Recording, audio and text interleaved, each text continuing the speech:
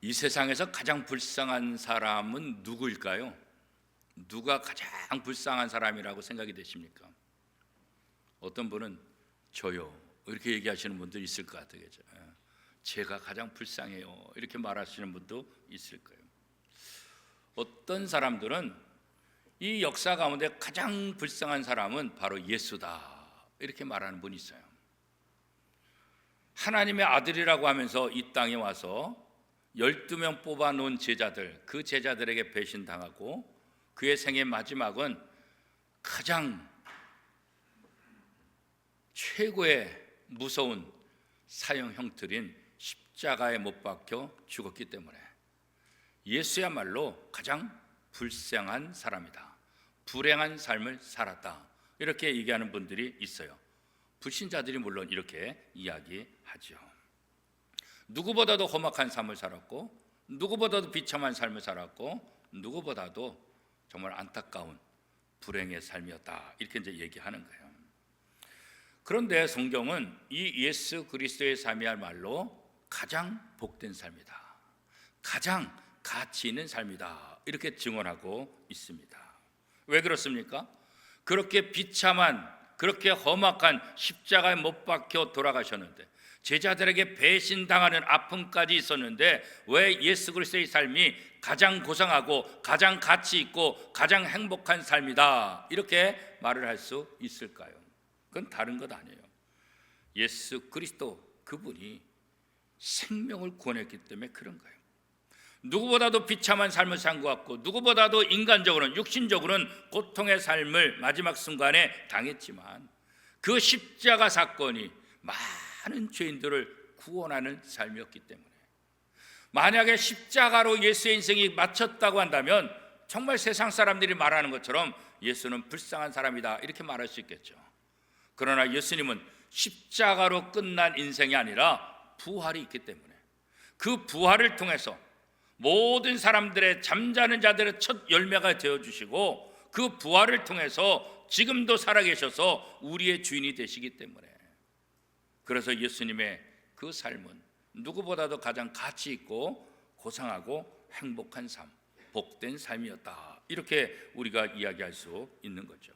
오늘 우리가 그 예수 그리스도의 십자가 은혜로 여기 있는 거고, 그 십자가 은혜로 구원을 받았고 그 십자가 은혜로 천국에 대한 소망을 갖게 되었던 것 아니겠어요? 그렇죠? 이 땅에 고통받는 사람, 죄악으로 해서 고통받는 사람, 그들을 위해서, 그들을 살리기 위해서 예수님이 이 땅에 오셨잖아요. 예수님이 이 땅에 오셔서 어떻게 그들을 구원했습니까? 높은 자리에 앉아서 야 내게로 와라, 내게로 오면 누구든지 다 구원받는다, 빨리 와라, 늦으면 구원 못 받는다 이렇게 말씀하셨나요? 그러지 않았어요.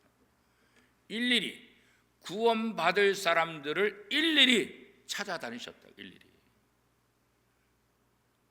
그 당시 사람들은 죄인들, 병자들, 또 왕따 같은 사람들 전혀 친구로 사귀지 않죠.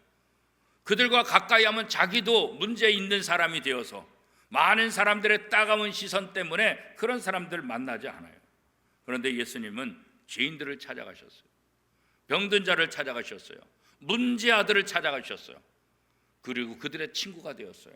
왜요? 그들이 외로우니까? 그들이 아무도 친구가 없으니까 진짜 친구가 되어주기 위해서요? 물론 친구가 되어주기 위해서죠. 근데 친구가 되어주는 진짜 목적은 뭐예요? 그의 영혼을 구원하기 위해서. 그렇죠? 영혼을 구원하기 위해서.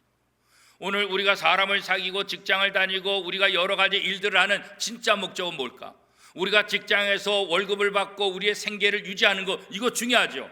그러나 그것보다 더 중요한 것은 예수님이 약한 자들에게 찾아가서 친구가 되어주신 진짜 목적이 영혼 구원인 것처럼, 우리가 직장 생활하고 우리가 사람들과 사귀고 우리가 세상에서 무엇을 하든지 그 진짜 목적은 뭐예요? 그 사람의 영혼을 구원하기 위한 것, 이것이 진짜 우리의 목적이 되어야 한다는 거죠. 그렇기 때문에 예수 그리스도의 삶은 가장 가치 있는 삶이고 가장 복된 삶이다 이렇게 얘기할 수 있는 거예요. 사실 우리가 이 땅에 살고 있지만 이 땅에서 영원히 살 수 있는 사람이 누구겠어요? 아무도 없죠. 진시황이 불로초를 구해다가 영생하려고 어마어마한 노력을 했지만 젊은 나이에 죽고 말았잖아요. 이 땅에 어떤 누구도 영원히 살 수 있는 사람은 아무도 없어요. 그래서 이 땅에 우리가 사는 것은 잠시 잠깐 사는 임시 거처예요. 이 세상은 임시 거처라는 거죠. 예전에도 보니까 저희 교회 등록하신 분이 있는데 왜 우리 교회 등록하셨습니까? 그랬더니 다른 교회 잘 다니시다가 자기가 살고 있는 아파트가 재개발되느라고 그래서 부천으로 잠시 와서 3년 동안 살기 위해서 왔다고. 그래서 3년 동안 우리 교회 신앙생활 잘 하시다가 그 아파트가 완공돼서 다시 그쪽으로 가셨어요. 그러니까 부천에는 뭐예요? 잠시 거주하는 거예요. 진짜 내가 들어가서 살 집, 그것이 완공될 때까지 임시 거주처로 이 부천에서 살다가 가신 거죠. 이 세상도 마찬가지예요. 이 세상은 우리가 영원히 살 하나님 나라 들어가기 위한 임시 거주처라고요. 임시 거주처. 여기서 영원히 사는 게 아니에요. 그러니까 이 땅의 삶은 왜 필요한 거예요? 진짜 들어갈 살 집을 준비하는 거예요. 준비하는 거. 그 좋은 집에 들어가기 위해서 잠시 머무르면서 어떻게 해요? 아파트 월별로 분담금 내는 것도 내야 되고 이런 거 저런 것도 준비하고 그런 거 준비하고 있는 거 아니겠어요? 그렇죠? 이 땅의 삶은 우리가 어떻게 천국에 들어갈 수 있을까? 그런 거죠. 그렇죠? 이 세상의 삶은 마치 아기를 잉태한 어머니의 배와 같은 거예요. 아기가 10달 동안 어머니 뱃속에서 잘 자라야 되잖아요. 그렇죠? 근데 이 10달 동안 산모가 병을 앓거나 아이에게 문제가 생기면 이게 심각한 거예요. 문제를 가지고 이 땅에 태어나면 이 아이는 10달 동안 어떻게 관리되고 어떻게 자라느냐에 따라서 태어나서 평생을 건강하게 살 수 있는지 아니면 평생을 장애로 살든지 평생을 고통 속에 살든지 그게 결정되는 거예요. 이 10달 동안. 그래서 이 10달 동안은 산모가 건강을 위해서 굉장히 신경 써야 돼요. 태아의 건강 굉장히 조심해야 되겠죠. 그래야만 이 아이가 태어나서 건강하게 이 땅에서 삶을 살아가는 거예요. 우리가 이 세상 살면서 마치 엄마의 뱃속에 있는 10달과 같은 거예요. 이 10달 동안 우리가 이 땅에서 어떻게 훈련받느냐, 어떻게 사느냐에 따라서 영원한 하나님 나라, 그곳에서 우리가 어떻게 살 것인가, 그런 거예요. 그래서 이 땅의 삶은 임시 거주처로서 어머니의 뱃속과 같다, 이렇게 생각하는 거예요. 이 기회를 잘 살려야 되는 거겠죠. 아이가 엄마 뱃속에서 나오면 엄마 뱃속으로 다시 들어가지 않아요. 새로운 세상, 엄마 뱃속에 있던 세상이 아니라 새로운 세상에서 삶을 사는 거예요. 우리는 이 땅에서 잠시 살다가 죽음이라는 과정을 통해서 새로운 세상을 맛보는 거예요. 그런데 이 죽음이라는 이 커튼 바로 넘어서자마자 우리의 일생은 완전히 극과 극으로 다가요. 둘로. 영원한 생명, 하나님의 나라에 사느냐, 영원한 저주, 지옥에 사느냐, 둘 중에 하나예요. 다른 것 없어요. 중간지대 없어요. 성경은 우리에게 분명히 그렇게 말하고 있어요. 내가 죽음을 통해서 두 팔 벌리고 나를 안아주시는 예수님을 만날 것인지 아니면 어두컴컴하고 뜨거운 그 불이 있는 지옥으로 갈 것인지 둘 중에 하나밖에 없다는 거예요. 그렇죠? 그래서 이 땅의 삶이 중요한 거예요. 어머니 뱃속에 있는 태아가 10달 동안 건강하게 자라는 것처럼 이 땅에 사는 동안 기껏해야 100년밖에 안 되는 이 세상 사는 동안 우리가 어떻게 하나님 나라에서 영원한 생명으로 살 수 있을까? 이것을 준비하는 기간이라는 거죠. 20세기의 대표적인 기독교 지성이라고 불리는 영국의 기독교 작가인 C.S. 루이스라는 사람이 있어요. 이분의 책이 우리나라에도 굉장히 많이 번역되어 있어요. 순전한 기독교, 최근에 또 그런 하여튼 많은 그 책들을 번역해서 많은 사람들에게, 전 세계 사람들에게 영향력을 줘요. 근데 이 C.S. 루이스가 무슨 말을 했냐면 이런 말을 했어요. 모든 인간은 상상을 초월하는 아름다운 존재가 되거나 반대로 도울 길 없는 악한 존재가 되는 과정에 있다. 둘은 점점 아름다운 존재로 자라가는가, 아니면 점점 무서운 공포의 대상이 되는, 둘 중에 하나예요. 그렇죠? 우리가 범죄자들 이렇게 보잖아요. 그러면 특별히 젊은 청년들이 범죄한 사람들을 보면 여러 가지 흉악한 범죄자들, 나중에 TV 뉴스를 통해서 그 사람이 누군지 밝혀지면 그 주변에 있던 사람이 뭐라 그래요? 어머머 세상에, 저럴 줄 몰랐어. 그렇게 착하디 착한 걔가 그랬어? 깜짝 놀란 깜짝 놀란. 세상 사람 눈에 보이지 않지만 둘 중에 하나로 자라는 거예요. 영광의 존재로 살아야지 악한 존재로 살아. 둘 중에 하나예요. 둘 중에. 지금 내 옆에 있는 사람, 내 마음에 드는지 안 드는지 상관없어요. 어느 순간에 보면 내가 존경하는 사람이 될 수도 있고, 어떤 사람은 내가 아주 공포에 치를 떠는 그런 사람이 될 수도 있다는 거예요. 이 땅의 어머니의 뱃속에 있는 10달처럼 이 땅에서 우리가 삶을 살아가는 모든 과정이 우리 이렇게 두 가지 인생으로 결과로 만들게 될 것이다. 그런 거죠. 사람은 누구나 그래요. 우리는 학교에서 많은 것들을 배웠잖아요. 세상을 통해서 많은 것들을 배웠잖아요. 그죠? 이 모든 과정에서 우리는 성장해야 돼요. 그죠? 육체적인 성장도 중요하지만 더 중요한 건 뭐겠어요? 영혼의 성장. 우리의 영이 영적인 성장이 일어나야 되는 거예요. 겉모습은 아름답고 겉모습은 귀티나고 겉모습은 귀족 같은데 속사람은 아프리카에 굶주린 아이들과 같다. 우리의 영혼이 그와 같다. 그러면 이게 얼마나 커다란 문제겠어요. 그렇죠? 우리의 영혼을 위해서 어떻게 될까요? 아이를 가진 산모는 어떻게 하든지 좋은 음악 듣고 좋은 책 듣고 좋은 소리 듣고 좋은 음식 먹고, 왜 그러겠어요? 태아에게 좋은 영향력을 주려고 하잖아요. 오늘 우리는 우리의 영혼이 성장하기 위해서 어떤 노력들을 하고 있냐? 오늘 이렇게 예배에 참석하는 거, 이거 굉장히 중요한 거예요. 성경 말씀을 듣고 읽는 거, 이거 중요한 거예요. 하나님의 말씀을 붙잡고 기도하는 거, 이거 중요한 거예요. 교회를 통해서 하나님 앞에 헌신하고 봉사하는 거, 이거 굉장히 중요해요. 우리는 무엇을 하든지 우리의 영혼에 도움을 주는, 산모가 태아를 위해서 그렇게 신경 쓰고 관심을 갖는 것처럼 오늘 우리는 어떻게든지 우리의 영혼이 성장하도록, 우리의 영혼이 더 아름답고 더 멋지게 건강하도록 모든 관심을 갖고 신경을 써야 되는 거예요. 그렇죠? 어떤 면에서 보면 이 세상은 굉장히 가혹한 훈련장과 같잖아요. 남자들 훈련소잖아요. 훈련소. 군대 갔다 온 남자들은 훈련소 다시 들어가려면 가겠어요? 쉽지 않죠. 요즘 군대는 좀 쉬워진다고 그렇게 하지만 요즘 또 군대 간 친구들 힘들잖아요. 그래서 제가 제 아들 보고, 야, 요즘 같은 군대는 이게 뭐가 어렵냐, 그렇게 쉽지. 그랬더니 제 아내가, 그렇게 쉬우면 당신이 한번 가봐 그러더라고요. 저도 가고 싶지 않아요. 논산 훈련소 훈련 받은 거 그때 지겨워요. 특히 빨간 모자만 보면 그냥 학을 떼요. 그냥 빨간 모자 조교만 보면 얼마나 가혹한지, 얼마나 세게 벌을 주든지, 하여튼 빨간 모자만 보면 너무너무 힘들어요. 어떻게 보면 우리의 삶이 그런 훈련장과 같아요. 때로는 질병 때문에, 때로는 경제적인 문제 때문에, 때로는 사랑관계 때문에, 때로는 이런 것 때문에, 때로는 저런 것들 때문에, 하나님 도대체 왜 나에게 이런 고통을 주십니까? 왜 나에게 이렇게 가혹한 삶을 주십니까? 그렇게 울부짖듯이 때때로 우리는 우리의 삶이 가혹한 훈련장과 같이 느껴질 때가 참 많이 있어요. 그래서 우리 인생을 생각할 때 나는 실패했다, 그런 생각을 하는 거예요. 혹시 여러분 마음속에도 내 인생은 실패한 인생이다, 그런 생각을 하십니까? 그 생각 멈추세요. 아직 실패하지 않은 거예요. 그렇죠? 혹시 내가 지금 잘 나간다고, 남들보다 성공했다고, 내 인생은 성공했다, 이렇게 생각하는 분이 있어요? 잠시 멈추세요. 아직 성공한 게 아니에요.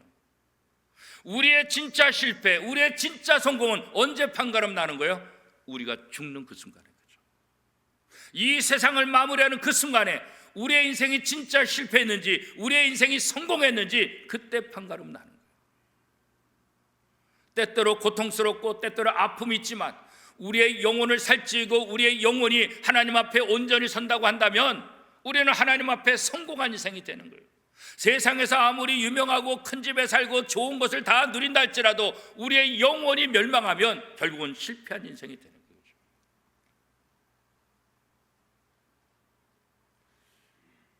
아이를 낳는 엄마들을 보면 이 아이를 뱃속에 10달 동안 입덧하는 거예요. 얼마나 힘들어. 어떤 분은 10달 내내 입덧한다고요. 너무 괴로워요. 또 아이를 낳을 때 그 고통, 그건 뭐 어마어마하게. 목사님, 애 안 낳았죠? 얼마나 아픈지 알아요? 안 낳았어요. 그런데 얘기 들어보니까 어마어마하게 아프대. 그래서 아이를 도저히 못 낳겠다고 하는 분이 있어요. 왜? 친구들한테 다 들어가지고 너무 힘들다 그러니까 아이 못 낳겠어요. 그런데 아이 낳은 엄마들 대부분의 이야기를 들으면 그렇게 고통스럽고 그렇게 아프지만 아이가 태어나서 아이의 얼굴을 보는 순간 그 고통, 그 아픔들, 이것은 한순간에 싹 사라지게 하고 아이를 통한 그 기쁨, 내가 아이를 낳았구나, 이 내 아이구나, 그 기쁨 때문에 그 이전의 아픔이 한순간에 다 사라지게 된다는 거예요. 우리가 이 땅에서 가혹한 훈련장 같은 삶을 살았다 할지라도 예수 그리스도를 통해서 우리가 영생의 길로 들어간다고 한다면 가혹한 훈련장에서 겪었던 그 아픔들 한순간에 다 사라지게 될 것이고 하늘나라의 영원한 기쁨을 통해서 우리는 누구보다도 성공한 행복한 사람이다, 그런 자부심을 갖게 될 것입니다. 여러분의 삶이 이 찬란한 영광스러운 성공의 삶이 될 수 있기를 축복합니다. 누구를 통해서요? 예수 그리스도를 통해서.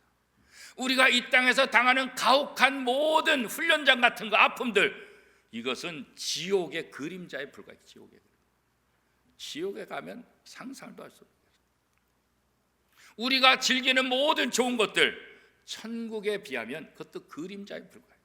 천국에 가면 얼마나 좋은지 요한계시록은 기가 막히게 설명했잖아요.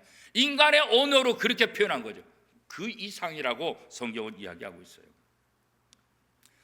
어제 제가 우리나라 통계청 홈페이지에 들어가 봤어요. 통계청 홈페이지에 들어가 가지고 작년에 2023년도 우리나라에 태어난 신생아 수가 몇 명인가 봤더니 23만 명이 23만 명. 그 다음에 또 관심 있잖아요. 뭐가 관심 있겠어요? 그러면 사망자는 몇 명이에요? 죽은 사람은. 신생아는 23만 명인데 돌아가신 분들을 보니까 몇 명이냐? 35만 2,700명이다. 그러니까 우리가 지금 이대로 가게 되면 매년 12만 명씩 계속 인구가 줄어드는 거예요. 지난 명절 때 우리 교회 앞을 쭉 지나가지고 장례식장을 지나갔어요. 추석 명절 기간인데도 장례식장에 장례를 치르는 집들이 많이더라고요. 그래서 속으로 생각해요. 야, 추석 명절인데 온 가족이 행복하고 온 가족이 기뻐야 되는데 장례를 치르는 저 집은 얼마나 마음이 아플까. 근데 이번 추석만 그러겠어요? 매년 추석 때마다 이 추도식 똑같이 해야 되잖아요. 추석 때마다 그걸. 우리는 모두 다 죽음 앞에 서 있어요. 그렇죠? 장례식장을 가보면 믿는 사람들의 장례식장과 믿지 않는 사람들의 장례식장은 분명히 달라요. 물론 똑같이 아프고 똑같이 슬퍼하고 똑같이 힘든 거예요. 그러나 믿는 집의 장례식장에 가면은 똑같이 슬프고 똑같이 아프지만 뭔가 달라요. 뭐가 달라요? 하나님 나라로 갔다는 확신 때문에 그 슬픔 속에 위로받고 그 슬픔 속에 소망이 있는 거예요. 그러나 불신자의 장례식장에 가면은 여전히 오열하고 여전히 이루 헤아릴 수 없어요. 그렇죠? 그 고통들, 원통함, 비통함, 통곡소리, 그 믿는 집에서 들리는 울음소리와는 전혀 다른 모습이에요. 그렇죠? 이 죽음이 모든 사람들에게 공포로 가득하게 되는 거예요. 그렇죠? 우리는 일제강점기를 통해서 일본이 우리나라에 얼마나 나쁜 짓을 했는지 너무나 경험을 하신 분들 참 많잖아요. 또 저는 역사를 통해서 많이 봤고, 저희 할아버지도 만주로 징용 가셔가지고 행방불명이 돼가지고 사실 생존 자체를 몰라요. 그냥 60년대 그냥 사망 처리를 했을 뿐이지 원로 목사님 아버지 생존을 사실 몰라요. 그러니까 저희 아버님은 1살 때 아버지하고 헤어져가지고 아버지를 본 적이 없어요. 아빠라는 말을 해본 적이 없어요. 일본 때문에 그런 아픔을 우리 가족이 겪고 있는 거 아니겠어요? 그죠? 그렇지 않았으면 저도 작은 아버지 뭐 이렇게 있을 거 아니에요. 고모 이런 거 있을 거 아니에요. 아버지 한 분밖에 안 계시니까. 그렇잖아요. 그런데 우리나라에서 일본 사람들이 한 잔인한 행위, 이거 굉장히 아픔이 되는데 중국에서는 더 심했더라고요. 보니까 중국에서는 세상에 사람 가죽을 벗겨 죽었더라고요. 생체 실험을 해요. 생체. 얼마나 악한 짓을 했는지. 그런데 지옥에 가면 그것은 그림자에 불과해요. 그런 고통, 그런 아픔은 그림자에 불과하다고. 어떤 분은 그래요. 하나님 너무 잔인하다고. 아니, 사람 잘못했다고 예수 한 번 안 믿는다고 세상에 영원토록 불구덩이 지옥에 살게 하는 거, 그게 하나님이라고. 하나님 너무 잔인하다고. 아니요, 하나님이 잔인한 게 아니에요. 죄악이 그렇게 무서운 거예요. 왜 죄악이 무서운 건 생각 안 하고 하나님만 잔인하다 그래요? 이 죄악이 얼마나 무서운지 알기 때문에 하나님은 자신이 인간의 몸을 입고 이 땅에 오신 것 아니겠어요? 그 무서운 죄악에서 구원하기 위해서 복음을 전하고 누구든지 내게로 오라. 내게로 오기만 하면 구원받는다. 인간의 몸을 입고 이 땅에 오셔서 자기를 내주시기까지 우리를 구원하시려고 하는 것, 그분이 하나님 아니시겠어요? 왜 그분이 잔인해요? 하나님보다 사랑이 많으신 분이 어디 있어요? 하나님보다 자비로우신 분이 어디 있어요? 그렇죠? 하나님이 잔인한 것이 아니라 인간의 죄악이 얼마나 끔찍하고 얼마나 무서운지를 우리가 알아야 되는 거예요. 그렇죠? 십자가의 고통을 대신 지시면서 지옥에서의 그 고통이 그것보다 훨씬 더 심하기 때문에 이렇게 해서라도 한 영혼을 구원할 수 있다고 한다면 주님은 그 십자가를 묵묵히 걸어가신 것 아니겠어요? 그렇죠? 우리 주변에 지금도 많은 사람들이 예수를 믿지 않아요. 예전에는 기독교가 부흥할 때 25%가 기독교인이다, 1000만 명이 기독교인이다, 그런 자랑스러운 이야기를 많이 했잖아요. 지금은 통계를 보면 1000만은 택도 없어요. 4명 중에 3명이 아니라 5명 중에 1명이 아니라 이제 어떻게 보면 6명 중에 1명 믿을까 말까요. 그렇다 치더라도 우리 주변에 6명 중에서 5명은 믿지 않는 사람이에요. 5명은.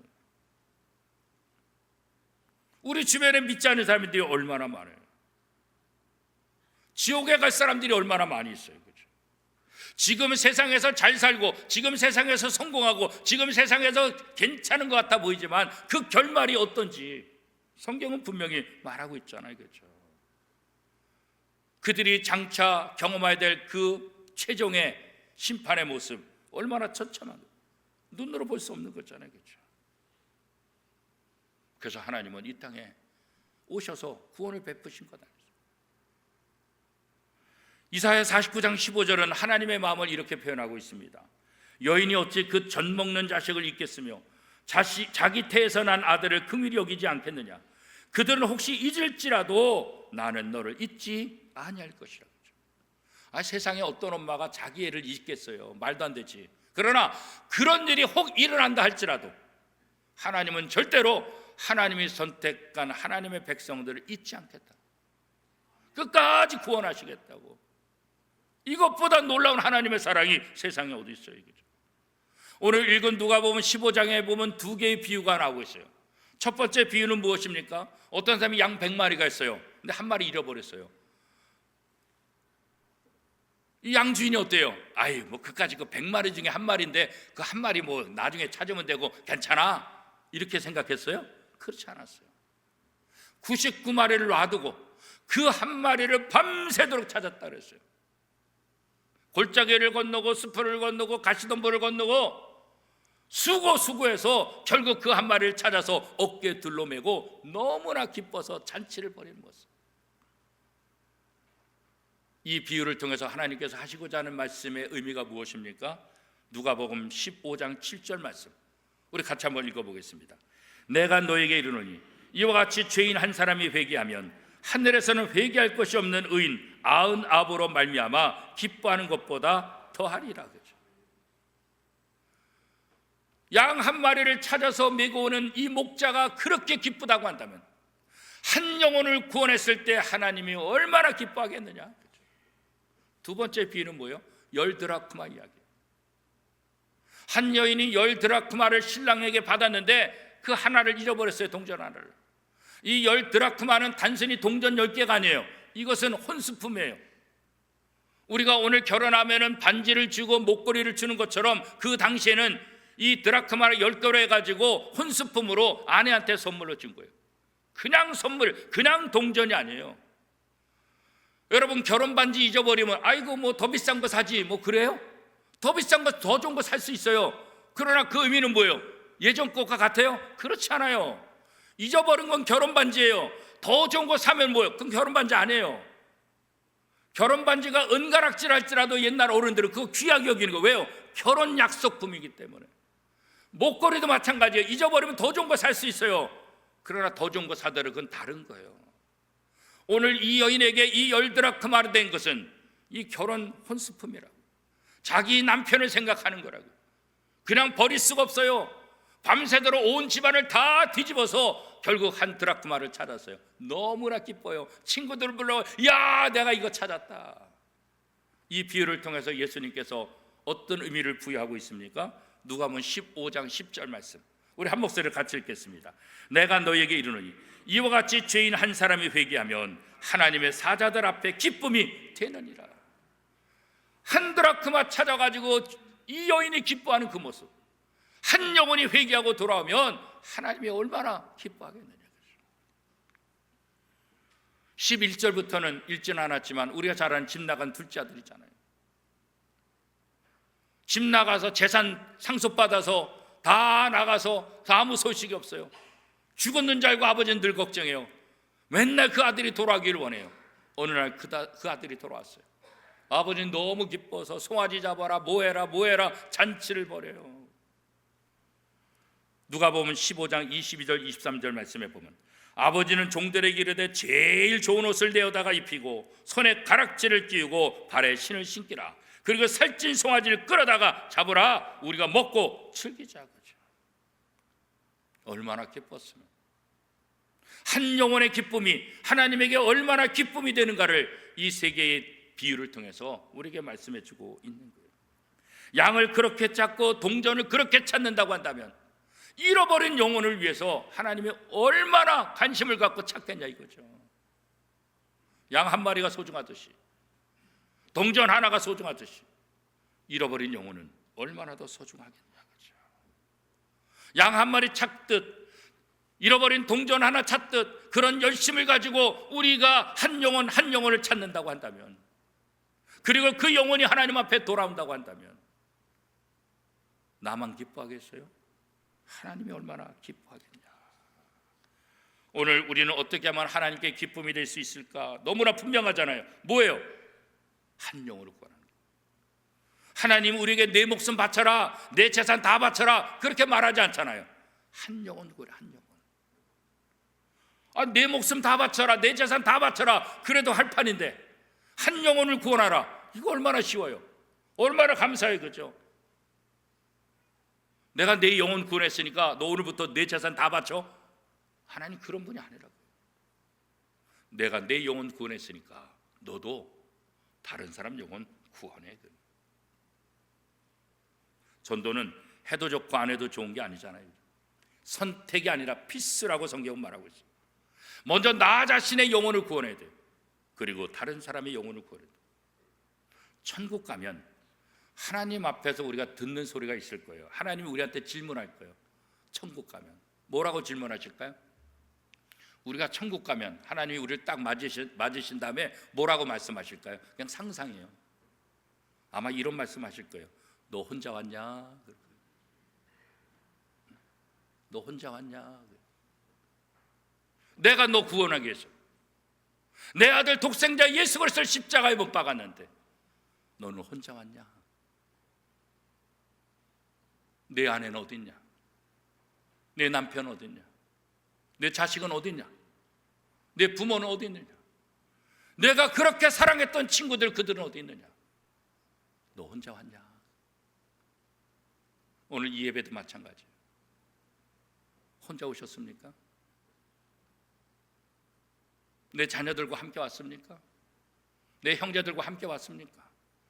이 좋은 예배, 하나님 앞에 영광스러운, 하나님이 가장 기뻐하는 이 제사, 이 예배, 이 자리에 내가 누구와 함께 왔냐?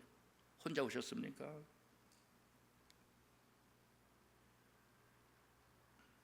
우리가 아시아나 아프리카까지 가서 불신자들을 만나지 않아도 돼요. 우리 주변에 눈만 돌리면 불신자들이 참 많이 있잖아요. 그죠? 시간이 늦기 전에 그들을 구원해야 된다. 죽음의 시간이 우리 앞에 다가오고 있어요. 나이가 많아서 죽음이 다가오는 것이 아니라 죽음은 누구에게 언제 어떻게 닥칠지 모르는 거예요. 언제 끝날지 몰라요. 하나님은 눈물을 흘리며 마음 아파하며 자신의 독생자 예수 그리스도를 십자가 못 박아 죽이기까지 우리를 사랑하시고 우리에게 하나님의 나라의 복음을 전파하신 것 아니겠어요? 그죠? 우선 내 가족부터, 내 형제부터, 내 이웃, 내 친구들, 그들이 하나님 앞으로 돌아올 수 있도록 우리가 기도해야 되지 않겠어요? 그죠? 내 생애, 내 시간, 내 재능, 모든 것을 통해서 하나님이 무엇하기를 원하니까 예수님처럼 살기를 원하는 거예요. 예수님처럼 복음 전하기를 원하는 거예요. 복음을 전하는 삶이 가장 복된 삶인 것을 예수님 우리에게 보여주셨잖아요. 우리가 그런 삶을 살기를 원하는 거예요. 영혼을 구원한 일, 이것보다 더 귀한 일은 없어요. 우리가 영혼을 구원하려고 작정하면 하나님이 지혜를 주세요. 하나님이 힘도 주세요. 하나님이 능력도 주세요. 그리고 영원한 기쁨도 우리에게 주시는 분이시나요. 오래전에 미국의 한 보고서가 있습니다. 미국 소매상 협회 조사 보고서요. 이 소매상 협회에서 하나의 통계를 냈는데, 무슨 통계를 냈냐면 판매원들이 전화를 할 때 어느 정도 전화해서 물건을 파느냐. 판매원들의 50%는 한 번 전화해보고 포기한대요. 저 됐습니다, 괜찮습니다, 예 하고 한 번 전화해보고 그냥 포기한다. 25%는 두 번 전화하고 포기한다. 15%는 세 번 전화하고 포기한다. 그러니까 90%는 한 번, 두 번, 세 번 하고 그냥 포기하는 거예요. 근데 10%는 끈질기게 간대, 끈질기게 간다. 그런데 이 10%가 전체 판매량의 80%를 차지한다. 80%를 차지한다. 끈질기게. 전도 마찬가지입니다. 한 번 전한다고 예수 믿겠어요? 두 번 전한다고 예수 믿겠어요? 그렇지 않아요. 끝까지 문을 두드려야 되겠죠. 세상에서 물건 하나 팔기 위해서도 그렇게 끊임없이 한다고 한다면 한 영혼을 구원하기 위해서 우리가 얼마나 열심을 품고 있는 거죠. 오늘 2부 예배 때 한 분이 새가족 등록했어요. 전도하신 분이 1년간 끊임없이 1년 동안 했다 그러더라고요. 그래서 오늘 나왔어요. 1년간 해서 오늘 등록했어요. 2부 예배 시간. 오늘 우리가 끊임없이, 왜요? 영혼을 구원하는 일이 이 세상에 어떤 것보다 귀한 일이기 때문에, 이것이 이 땅에서 최고의 복이기 때문에, 한 생명이 천하보다 귀하다 그렇잖아요. 물론 한 생명이 천하보다 귀하다 이 말은 성경에는 없어요. 그런데 우리가 이런 표현을 많이 쓰는 이유는 뭘까? 아마 이 성경 구절 때문에 그런 것 같아요. 마태복음 16장 26절에 보면 사람이 만일 온 천하를 얻고도 제 목숨을 잃으면 무엇이 유익하리요? 사람이 무엇을 주고 제 목숨과 바꾸겠느냐? 또 누가복음 9장 25절 말씀에 보면 사람이 만일 온 천하를 얻고도 자기를 잃든지 빼앗기든지 하면 무엇이 유익하리요? 그러니까 내 생명을 다 잃어버리면 그게 무슨 소용이 있겠냐, 그죠? 내가 모든 거 다 얻는다 할지라도 내 생명을 잃어버리면, 내 생명보다 더 귀한 것은 바로 구원받는 거거든요. 그래서 한 사람을 구하는 것이 천하를 얻는 것 같다. 그래서 한 생명이 천하보다 귀하다라는 말이 기독교에서 많이 사용되고 있는 것 같아요. 유대인들의 탈무드 책에 보면 이 말은 있대요. 한 사람을 구하는 것이 천하를 구하는 것이다. 그래서 아마 요즘 우리는 다 이렇게 한 생명이 천하보다 귀하다 이렇게 해석해서 사용하고 있는 것 같아요. 사랑하는 오미동교 성도 여러분, 저와 여러분이 한 영혼을 구원하는 이 최고의 복에 도전하는 복된 성도들이 다 될 수 있기를 바랍니다. 왜냐하면 이것이 최고의 가치 있는 일이고 이것이 최고의 복이기 때문에, 최고의 복에 도전해서 하나님 앞에 영광 돌리는 저와 여러분의 삶이 될 수 있기를 축복합니다.